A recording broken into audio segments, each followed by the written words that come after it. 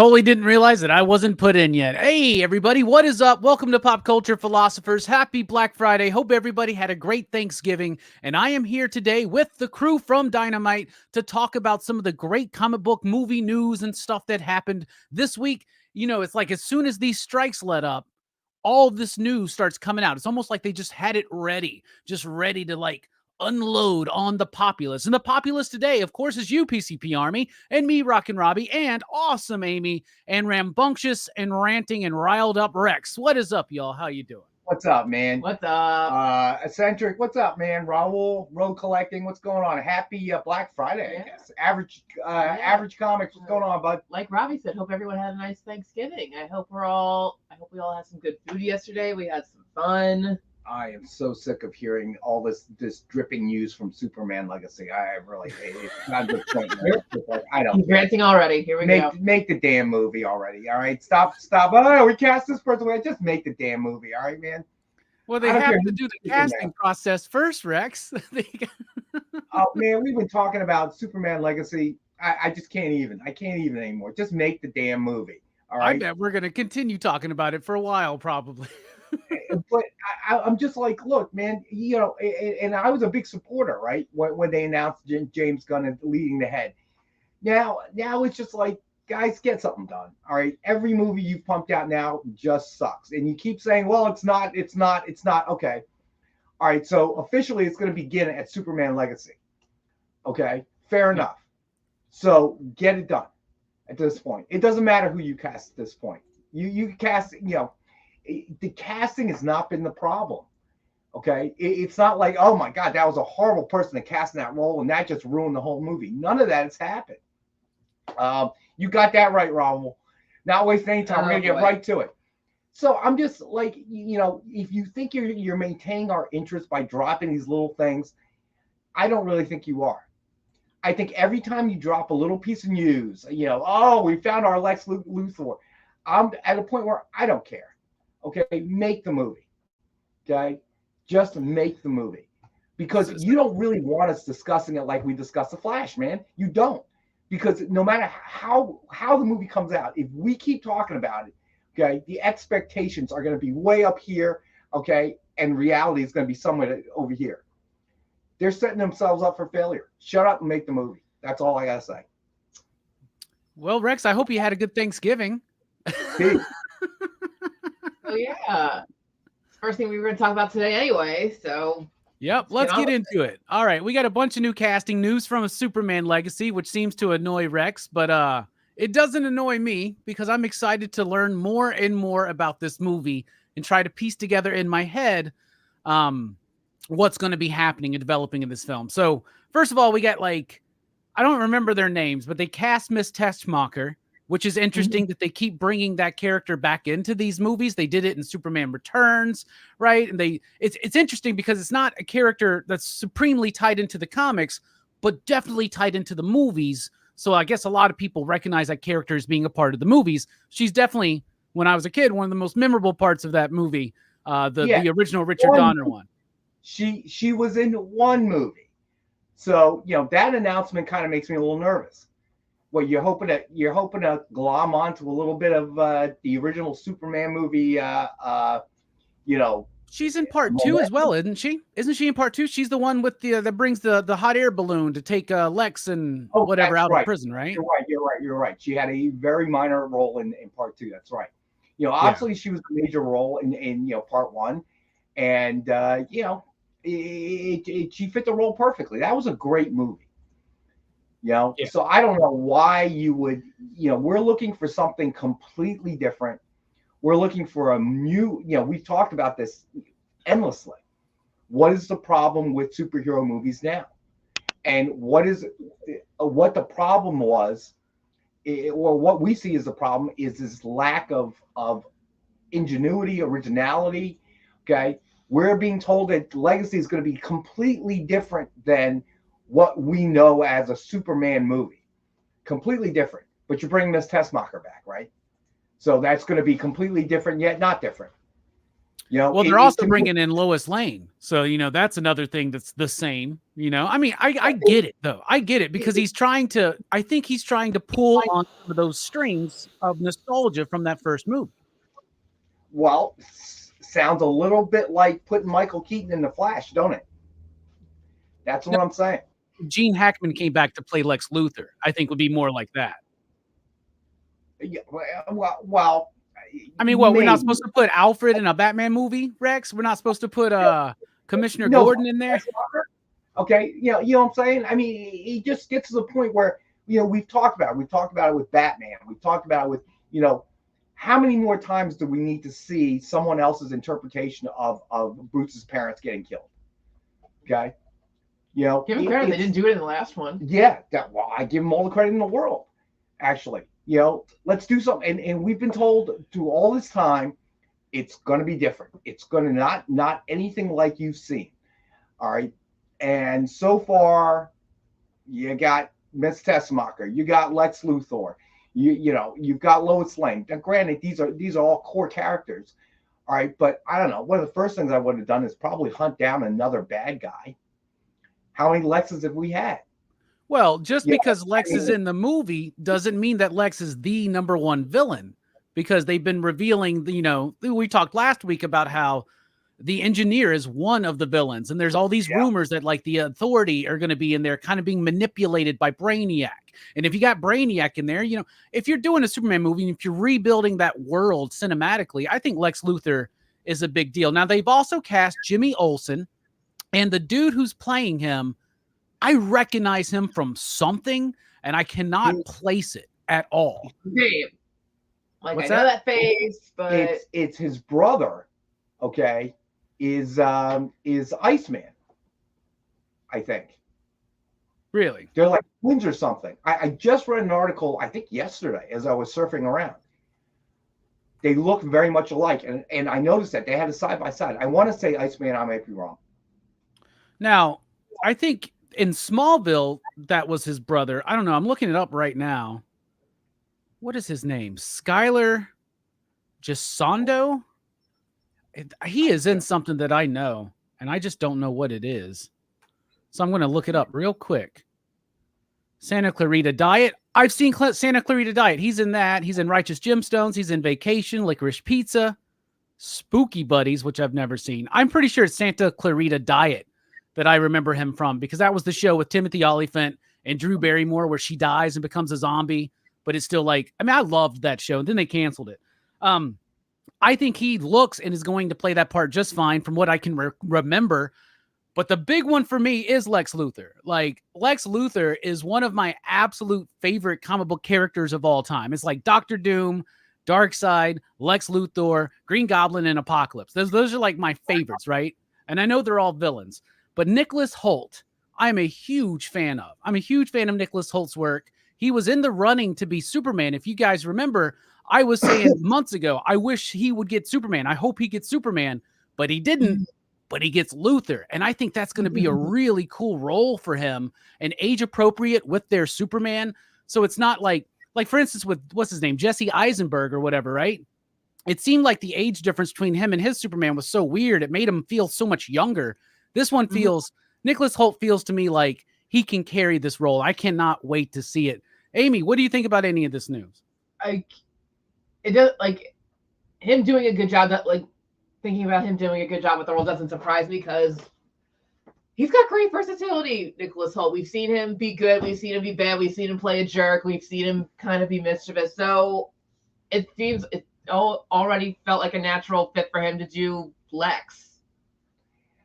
I got to be honest with you guys. I don't think it makes any difference. Okay, you could put Michael Douglas.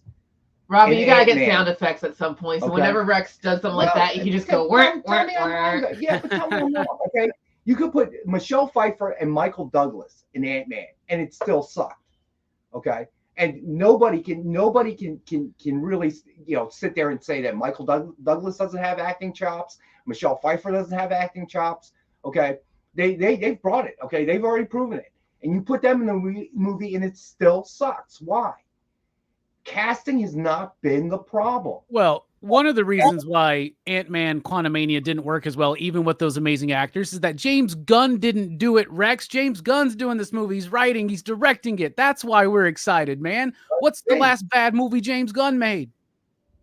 Well, according to James Gunn, nothing that's come out so far has any of his touch on it. It doesn't, and we knew that. Like Aquaman 2 ends like that last hurrah, and then it starts with cinematically with Superman Legacy, and right before that, Creature Commandos, the animated series. Let me tell you the difference that I see this time. Okay, here's the difference. Nobody thought Guardians was going to be anything really. Okay, it was a second tier cast of characters. We didn't, not really, very popular even in the comic book world. So nobody was expecting very much. And he took a take that was completely different, okay, than the previous MCU movies that had come out. So he's kind of like Iron Man. He was a good second stage. Okay, Iron Man did its thing. It was all starting to look more or less the same. And then here comes James Gunn with Guardian of the Galaxy and the talking raccoon. Okay, awesome. He did a great job. The difference this time around is there are so many eyes on this that I don't even know. I don't even know if James Gunn can do it at this point, because it is a very different kind of environment for him. And it's not against James Gunn. I love Guardians of the Galaxy. I love Peacemaker. It's not about that. But he is now in a situation that is, man, you have what we call superhero fatigue. So you got that working against him. Both MCU and DCU have that problem to deal with. Okay. DCU is further behind MCU because you have not put out a decent movie forever. At least with the MCU, we can say, well, the last good movie was, okay, Guardians 4. Okay. And the last one before that, well, yeah, but. Wait, you tell me that the last good Marvel movie was done by James Gunn? Interesting. I listen, hey, again, I'm not doubting that James Gunn is a great, a great director, and he did great things with Guardians. I think he's a different scenario now.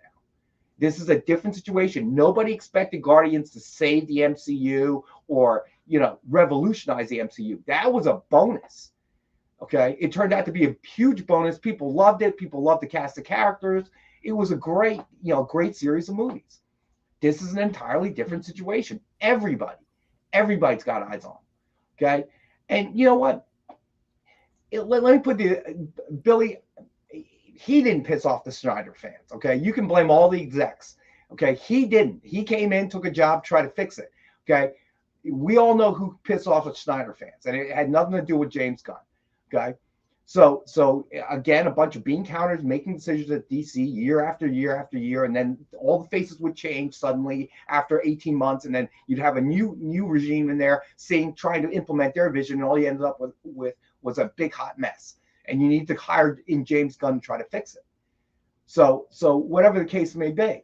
But I will say this much, Billy, you do have that crowd, that segment, who are so anti whatever Gunn puts out. So you're already starting so far behind the starting line that I feel like it's a different situation.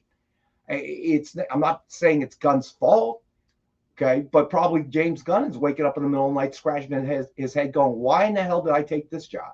I mean, you're right about that, though. He's got a lot more eyes on him. This is definitely a property that a lot more people are going to try to put their finger in. Probably, be like, "Well, what if we did this? What if we did this?" Maybe like some of these ideas, he's going to have to compromise a bit more than he did with Guardians, which was a very relatively unknown property. Superman's not so much. This is the start of something.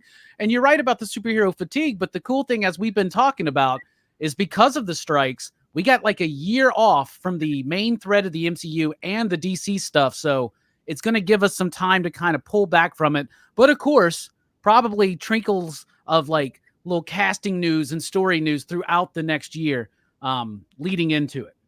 All right, so we got Superman casting. That's cool. Me and Amy very excited about Nicholas Hoult. I'm just going to say that. Yes. That's very exciting. So real quick, Billy, that's not his fault, okay? Because Christian Bale wouldn't come back and do it. So they had to put somebody in there. So they put George Clooney in there. I mean, so I'm not blaming Gunn. I think Gunn's just in a really precarious position. He's got a big sandwich that he's got to kind of get down. I mean, this is not going to be easy. So, and I don't know that all these drops are helping. So that's my opinion. But go ahead. All right. Well, let's jump into the next news, which was interesting. For sure. So we knew that there had been rumblings that there was going to be a new Karate Kid movie at some point very soon. And then randomly, we get the announcement that, yep, we're doing the new Karate Kid movie. It's got Ralph Macchio as Daniel LaRussa, and it's also got Jackie Chan reprising his role as the Mr. Miyagi ripoff from the Karate Kid reboot with Jaden Smith, right? Which I've never seen that movie, believe it or not. I just felt wrong to remake that movie. But anyway, so what seemingly should be two different movies and two different movie universes are now combining. We're not so sure what exactly is happening with Cobra Kai. Is it spin out of Cobra Kai? Where's Jackie? Is Jackie Chan showing up at the end of Cobra Kai, the final season? I'm really curious about it. I adore the Karate Kid franchise. 1 and 2 are classics. 3 has some moments. You know, 3's got some good moments, but it's not that good. Next Karate Kid is not my favorite. What were you saying, Rex? No. I'll be honest with you. I think they ran the spot during one of the games like yesterday, right? And I got up because it seemed so. I don't know. I thought Ralph Macchio and Jackie Chan were doing some sort of public service announcement. You know, like cure cancer or help orphans or something like that. They're doing a talent search, right? They're doing a talent search to find the next Karate Kid. Yeah, I'm surprised they didn't make it a reality show. Actually, Rex, I'm really surprised they didn't do that. So they're actually seeking right now. They're doing a contest for the next new Karate Kid to be the person being focused on in this movie. And I guess Daniel and Jackie Chan's character will be combining their efforts to train them or something like that. I hope it spins out a Karate Kid, but at the same time, they also announced it comes out December of 2024. So this movie comes out, they don't even have the main character cast, right? And it comes out in like a year, which seems really weird. But at the same time, how much production do you really have to put into something like Karate Kid? The news puzzles me. I would actually rather have it spin directly out of Cobra Kai, but maybe it does. We don't know it. They're tying this world together. Maybe, and this is just a joke, but maybe they're doing a Karate Kid multiverse. And maybe we'll have the animated series come in, and maybe we'll have all these different ones come in. You are too trapped in the superhero realm.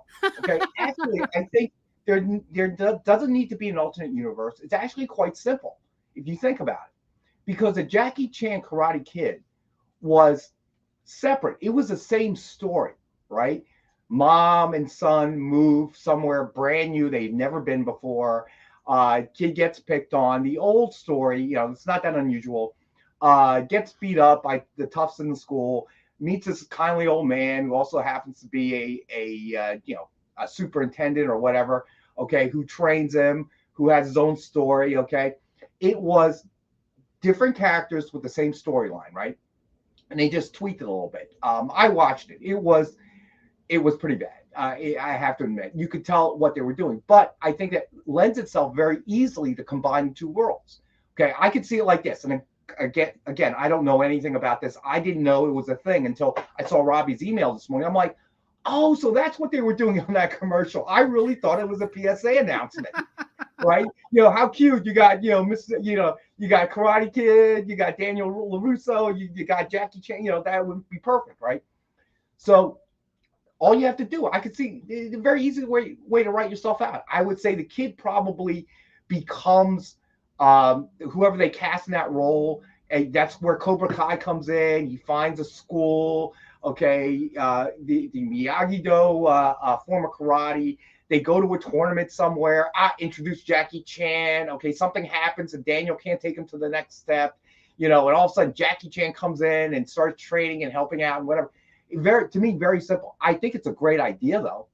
I got to admit, because it is a beloved franchise. Certainly, the Daniel LaRusso arc of the story, Cobra Kai vaulted it. Just what was then something very old, just vaulted it up there. Jackie Chan, his version of the movie, it was a popcorn movie. It brought back nostalgia, but then you're always forever comparing it. Was the martial arts significantly better than the first Karate Kid? Absolutely. Okay. The storyline, you could tell everything was a carbon copy with just new twists to it. But combining the two, man, I think that should be awesome. That should be very interesting. And I again believe that you can bring in the world of Cobra Kai, bring in the world of the Jackie Chan Karate Kid, and merge that very easily without the use of any multiverse. Yeah, you don't need the multiverse because Jackie Chan's not playing Mr. Miyagi in that movie. You know, he's like playing a completely different character, and it's the same story, but it's different characters, different settings and stuff, right? Like for instance, I haven't seen it, Rex, so I know in this one they're looking for a Chinese American kid in particular, and Jackie Chan, of course, Chinese, not Japanese like Mr. Miyagi was. So was that a focus on that other movie? Was that he was teaching them like Chinese martial arts? I'll tell you what the other movie really was. I think the other movie was an attempt, because at that point, the mainland China market in terms of movies was huge. All right. And I think they were trying to introduce the franchise. Okay. And it was very, China centric. So it was shot in China. It was shot, and that's where he and his mom moved, and then you had the cultural aspects and all this stuff going on. So it's very China centric. I wouldn't be surprised if a good chunk of the money for funding this was coming from that end. So there would be a need to make it China centric. Here's a question then. Why did they call it the Karate Kid if it's in China with the Chinese Sifu master, right? Because obviously they were trying to piggyback the franchise, right? Yeah, but doesn't that offend people in China if you're like, oh, this is about Chinese martial arts? It's called the Karate Kid, right? Instead of the Kung Fu Kid. Because I think that I mean the audience knew where it was coming from. I don't know how much of the China-based audience saw the original Karate Kid, but they know about it. Okay. I'm sure a few of them have caught Cobra Kai, somewhere it's streaming somewhere, right? So obviously, if you're McDonald's, you don't want to be McDougal's, right? You want to be McDonald's. You want to carry that name, right? So in that sense, I think that they wanted that recognition that, hey, this is connected but totally different. All right. That movie was obviously fun. Obviously Will Smith had a lot to do with it, so on and so forth.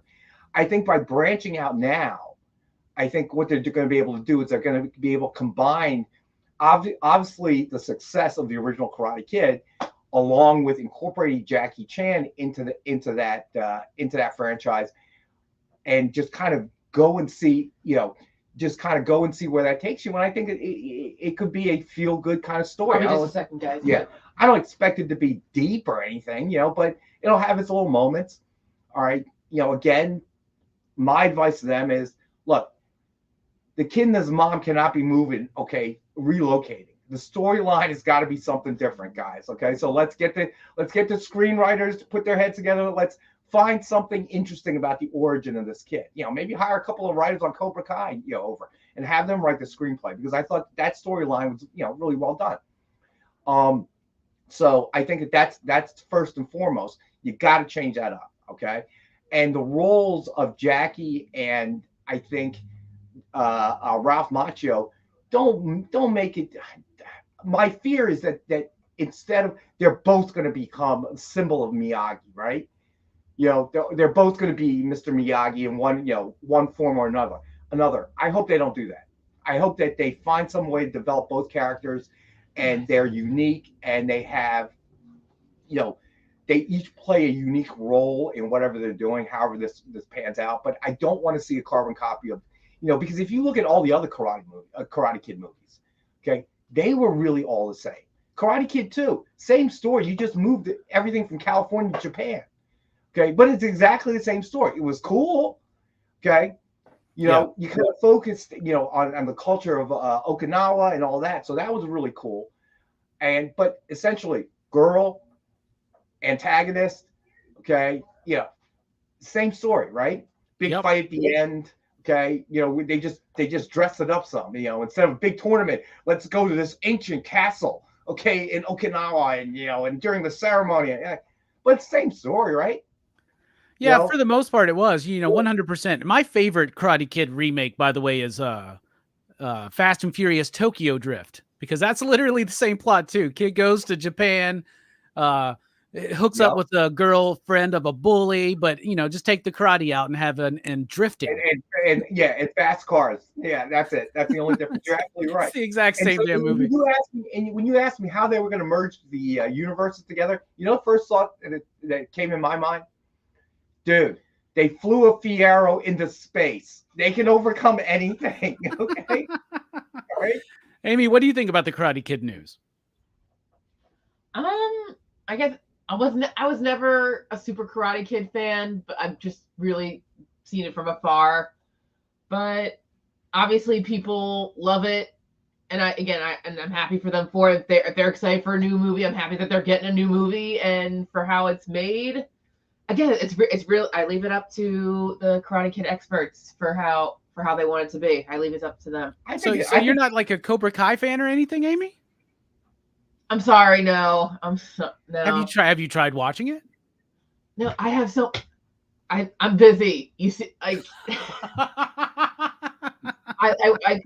have to help out with so many things. I don't have time for Cobra Kai. I apologize. You should try to find time for Cobra Kai because I think you might like it. It's the best season of Power Rangers we've ever gotten, 100%. So, all right, Power Rangers. I'll give you that. All right, Amy, you like horror movies, so let's talk about this. Scream 7 has lost both of its main leads, and right now they are very frantically trying to get Neve Campbell and even Patrick Dempsey back on to fill in some of these roles because they fired. I'm sorry, what's that? What? What'd you say? That was she wasn't in the 6th movie was because they weren't gonna. Oh, they weren't gonna pay her enough. Yeah.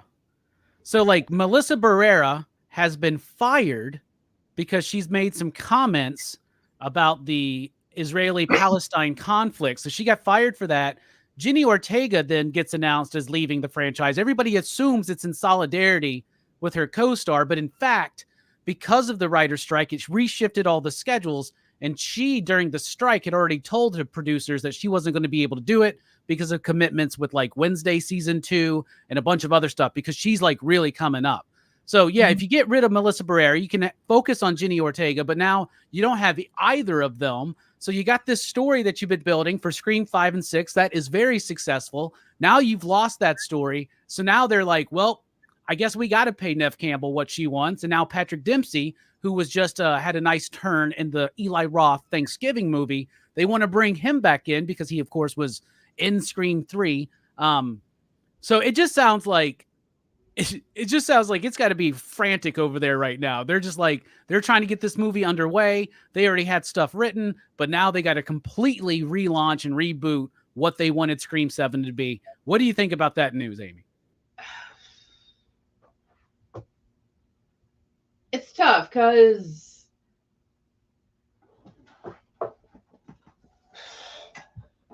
I guess I'm trying to find the right words for how I really feel about it. Because I mean, I understand why she did what she did. I also understand why the company did what it did. So if they just couldn't come to some kind of agreement, they had to part ways, and that's just life. So for however they're gonna do Scream 7, they might just have to. I don't know. Can they really?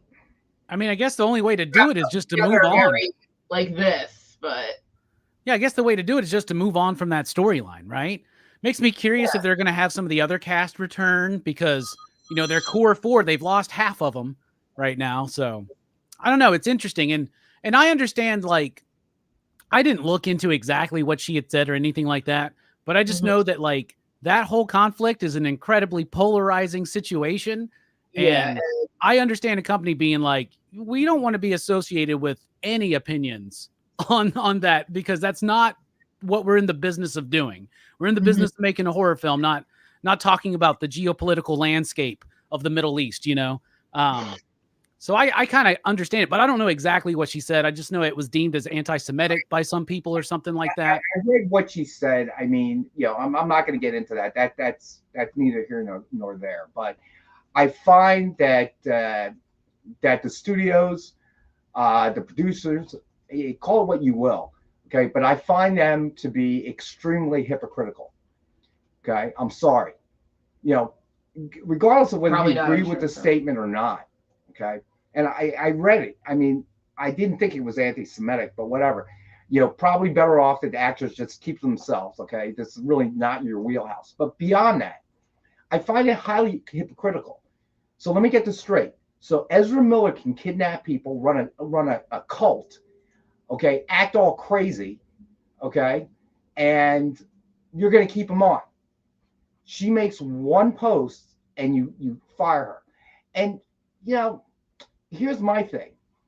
It it seems that the whole Scream formula has always been a problem. Okay, they try to load up their movies with all these not quite headliners yet, but soon to be.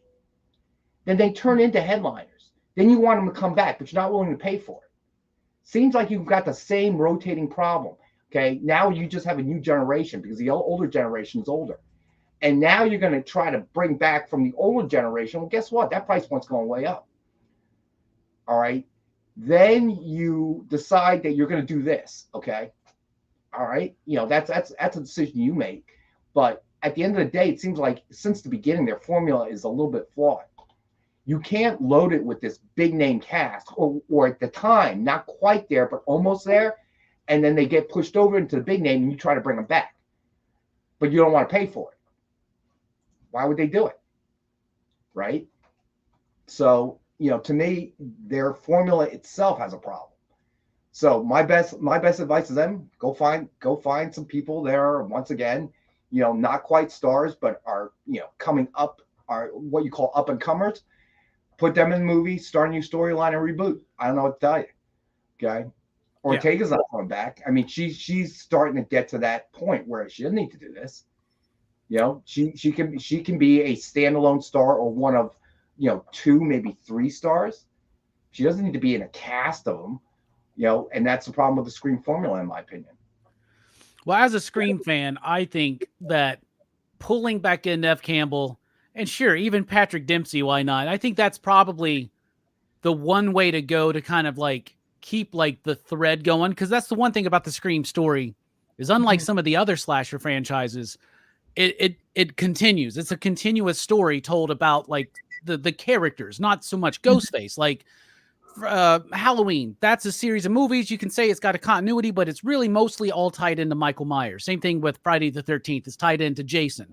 Same thing with Nightmare on Elm Street. It's tied into Freddy. It's very rarely, you know, Nancy's only been in 3 of those, you know, movies. Really only 2, because one is Heather Langenkamp playing herself. You know, there was the Tommy trilogy in Friday the 13th, but they had a different actor play Tommy in all movies, but those movies feel very separate. Scream has always been the story of Sidney, right?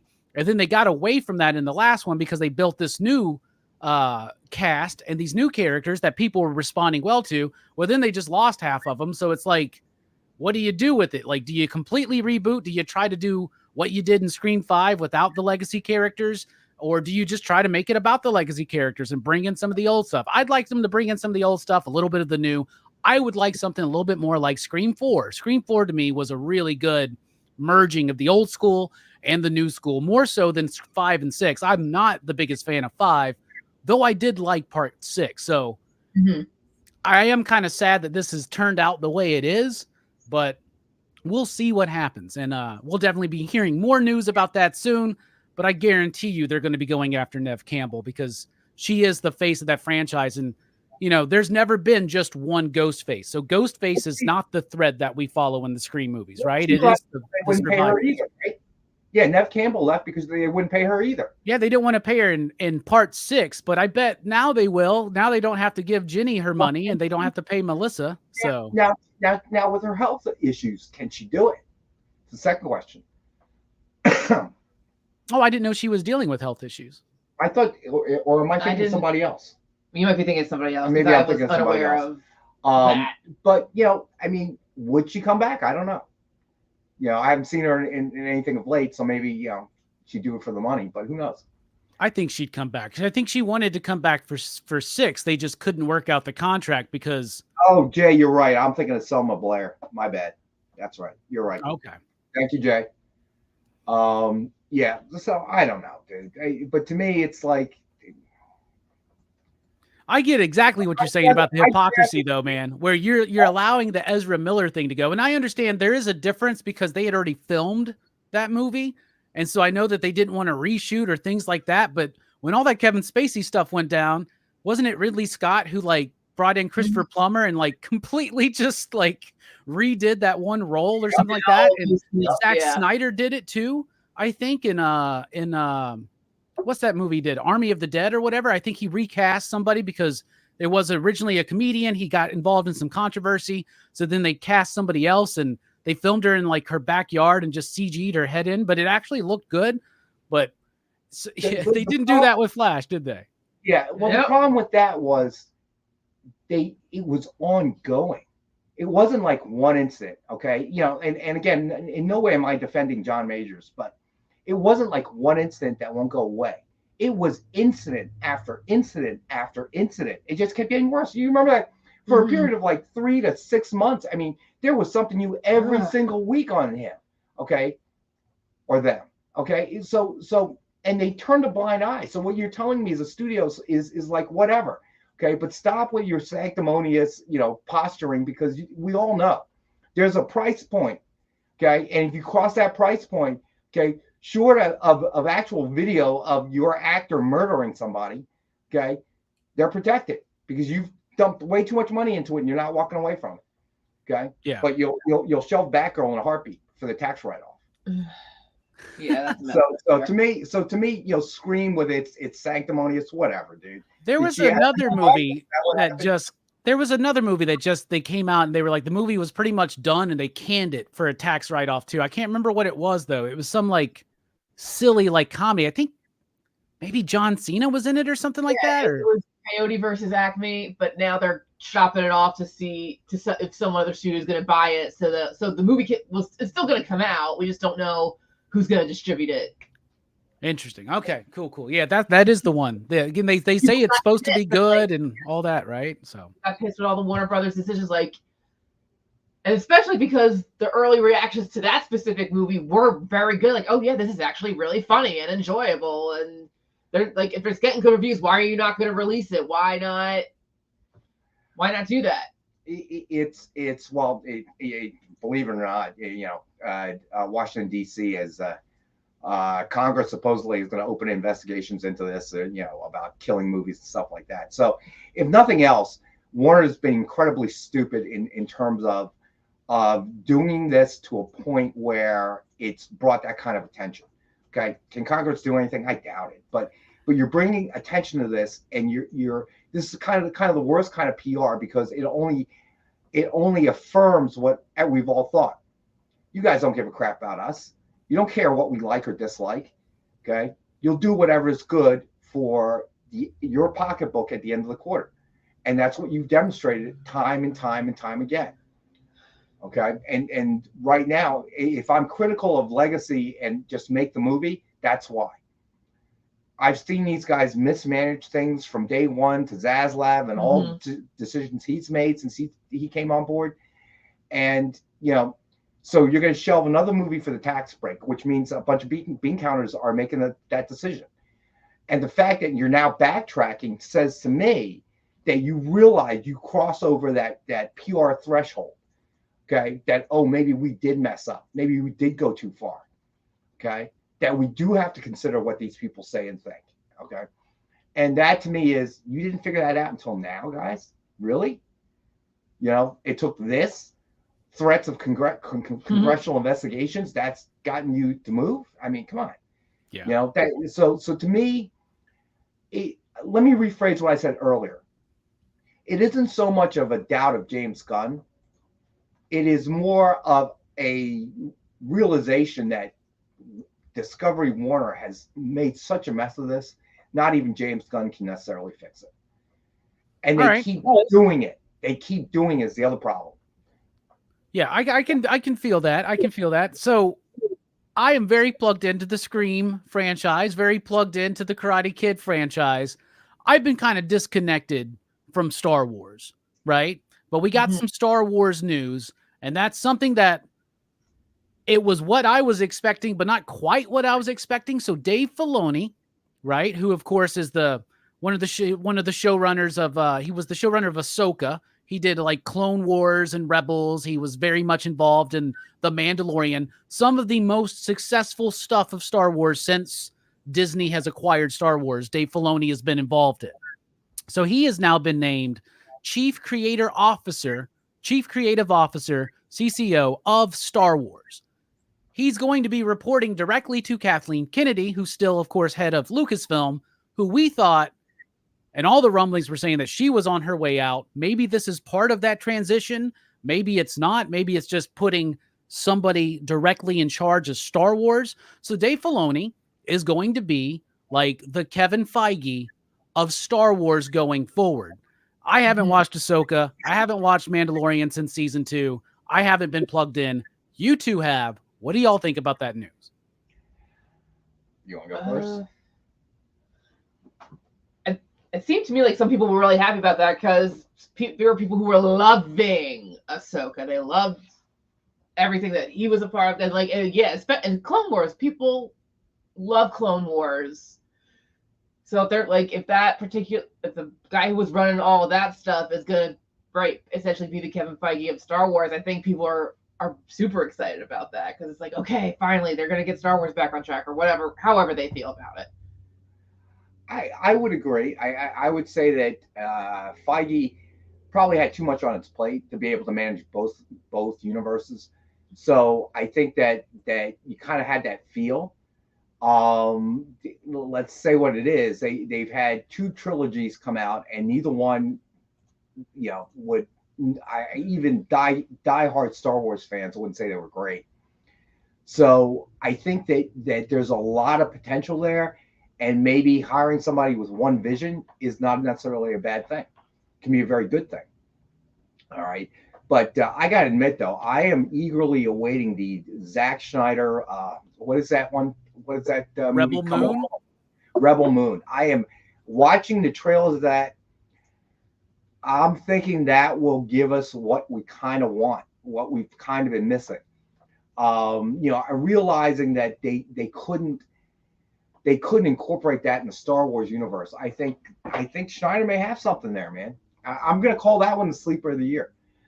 I think that one may be it. That's kind of what we're looking for. You know what I mean?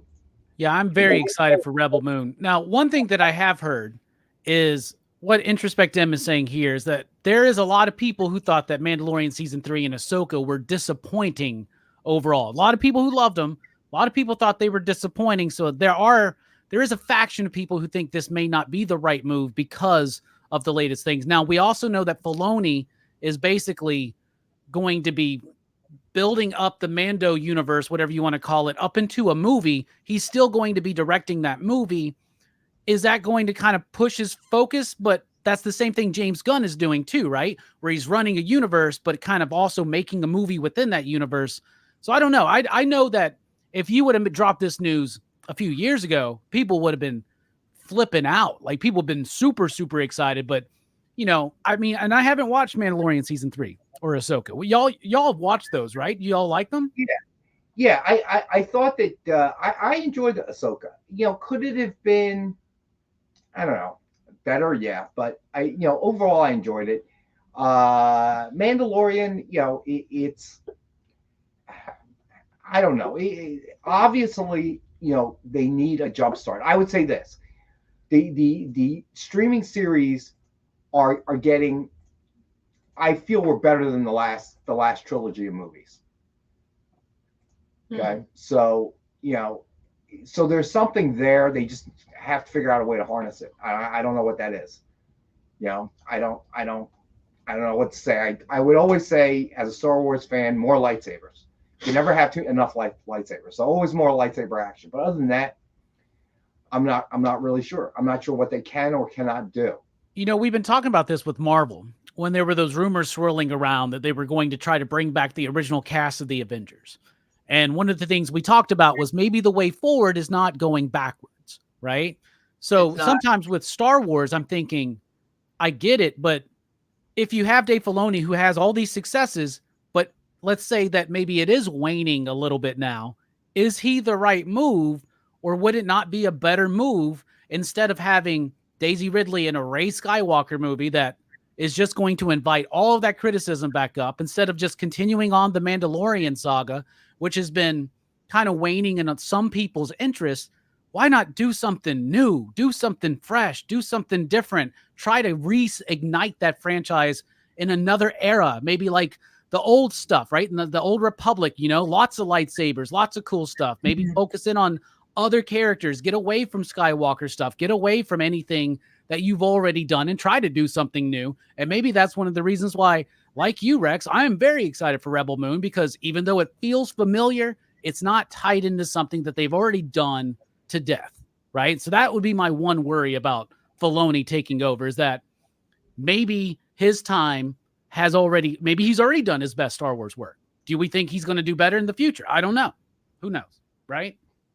I think that Rebel Moon is an example of what we've been talking about all this time. Okay, yes, I like the action. Yes, I like the shooting and the blasters and the ray guns or whatever, and I like the lightsaber. Okay, and now it looks like you've incorporated it in a new universe and a new storyline, and everything is fresh. So I can go in there and watch and learn what the universe is. The problem with all these movies, and maybe it's not just superhero fatigue, maybe it's franchise fatigue. Okay, so you go and you watch like Obi-Wan, you know, and all those. There are certain things that you know, and it has to fit within that universe, and then that creates this audience that's always very critical about, well, that doesn't work, you can't do that. Okay, whereas when it's something brand new, like a Barbie, like a Oppenheimer, like a Rebel Moon, you're not sitting there, you're absorbing the movie. You're not going back and going, well, you can't do that. That's not going to fit with this. Or what happened with this hole? And you know, what about what happened in Return of the Jedi? What happened, with that? So when something new like that, everything is open. You can make it any story that you want as long as it's a good one. And I'm not sitting here. I'm trying to absorb your story, learn the new universe. I'm not trying to say, well, that doesn't fit. That doesn't fit.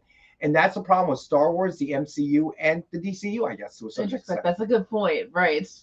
It's more formula. Like, it doesn't really matter what franchise it is. That is a very good definition to it, my friend. That is an excellent definition of introspect. I agree. It's the formula. And we've said it before, you and I. I mean, we've talked about it before. Okay, it's like a recipe, and we're just going to change it. Instead of brown sugar, let's use a little nutmeg this time. You know, but essentially it's the same thing. It's a cake. I'm still making a cake. You know, so I don't know. Gotcha. To answer your question, Average Comics Joe, it's going to be direct to streaming. It's a Netflix movie, so it should be on Netflix. I think it's on Christmas or right before Christmas when it drops. So I'm very excited, and it looks like there are going to be several movies. I hope it works. I hope it, I hope they don't mess it up. But again, just the fact that it's something new, I think will make it very interesting. Because I don't know what to expect. With Star Wars, all these movies, to a certain extent, you can almost anticipate what's going to happen next, right? Because we've been watching it for so long, it fits into this as Introspect said, a formula. So, eventually I begin to guess what the formula's answer is going to be. So, I think that's going to be very big. I'm hoping it will be. I'm looking forward to it anyway. Amy, any more thoughts on the Star Wars news? Let's just see how it goes.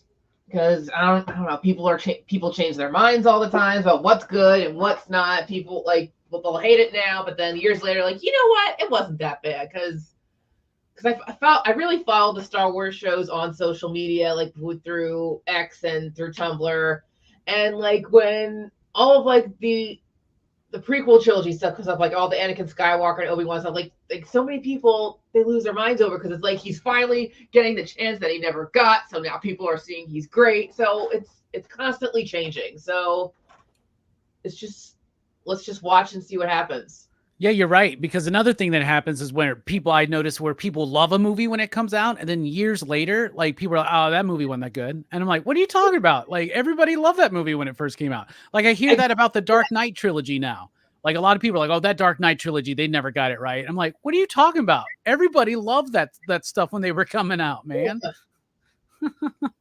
But then you have other things like where like the prequels, right? But then you have the sequel trilogy come out, and now all these people love the prequels. But now we also deal with the fact that it's generational, that there's a whole group of young adults that was their Star Wars they were introduced to. So there's a nostalgic factor involved, right? So it's going to be pretty interesting to see. So lots of news this week. Yeah, I think they need to introduce something new. You know, I think an element that we've never heard of or we didn't know, you know, some great discovery, who knows? But you can't, you know, they also went to a formula. You know, it was weird when Snoke, and then he got killed, and you thought he was going to be the new emperor, and then he brought the old emperor back. It just felt like, what? What did you guys do? Why'd you introduce Snoke at all? What was the point in that? Yeah. You know, it doesn't make any sense. It's like you went that way and said, never mind. Let's not go that way. Let's go back to the emperor. You know, we'll find him in some sort of mausoleum. You know, with the dark side. That was just. I'm just like, what? Why? Well, that's one of the problems with. That's one of the problems with reactionary filmmaking, right? Where instead of just like focusing in on what your plan is, you like try to listen to every bit of criticism and try to course correct along the way. And that's what DCEU did, right? That's what Star Wars did. And look at the average general opinion of Star Wars movies and DC movies of the last few years, right? So you can't do that. Sometimes you just got to stick with your plan regardless and just try to make something good. Don't try to just. That's exactly Rise of Skywalker was them 100% being like, oh man, what do we do? Well, then they're going to want this and this and this back, right? And no, I don't know anybody who thought Rise of Skywalker was one of the best Star Wars movies they've ever seen, ever. So Suicide Squad is probably the prime example of that. Okay. Oh wow, let's make it again with different actors. What? Yeah, but James Gunn worked on that one, so.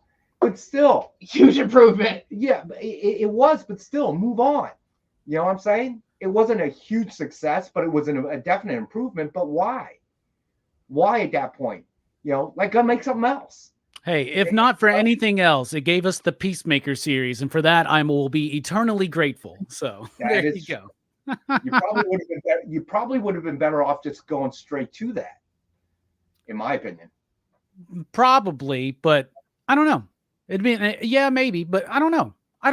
It's going to be interesting. That was an interesting time because of the COVID stuff, and like that movie came out direct to streaming, right? And then I guess, but at the same time, people weren't tired of the streaming services, and now the streaming services are getting more and more pricey. It's another common topic here. So lots of great news, lots of great conversations. Thank you for taking time out today in your Black Friday to join us. We once again hope you had a great Thanksgiving. Amy, Rex, thank you for joining us. What's coming up for y'all?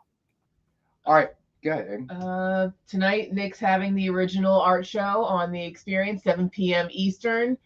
Hey, because it's Black Friday, who knows what he's gonna do? He might slash prices like crazy. He might only, I don't know. It's always a surprise with Nick, but it's gonna be fun nonetheless. So if you really want to look into original art, come check it out. Reminder, it's on the Experience, 7 p.m. Eastern. Yeah. Come join us. All right. And Robbie and I will be back on Monday with John for our 6 o'clock Eastern Comic Collectables show. And what do you got coming up, buddy? Well, I will encourage everybody to check out Dylan's horror show tomorrow night as they talk about Black Friday starring Bruce Campbell. And we are finally ending Van Damme November with the poll winner on Monday night. We're talking about Universal Soldier. So Van Damme November has been really fun. We talked about one of the greatest movies of all time, Bloodsport. Then we talked about not one of the greatest movies of all time, Kickboxer. And with Universal Soldier, it's all up in the air. We're going to see what happens. I have not seen that movie since it first came out. So we'll see. Thank you for the super chat, Perry. Love you. Appreciate it. All right. We are dipping out, everybody. Join us Monday night over at the Experience and afterwards for Universal Soldier as we wrap up Van Damme November. Have a good weekend, everybody. We'll catch you next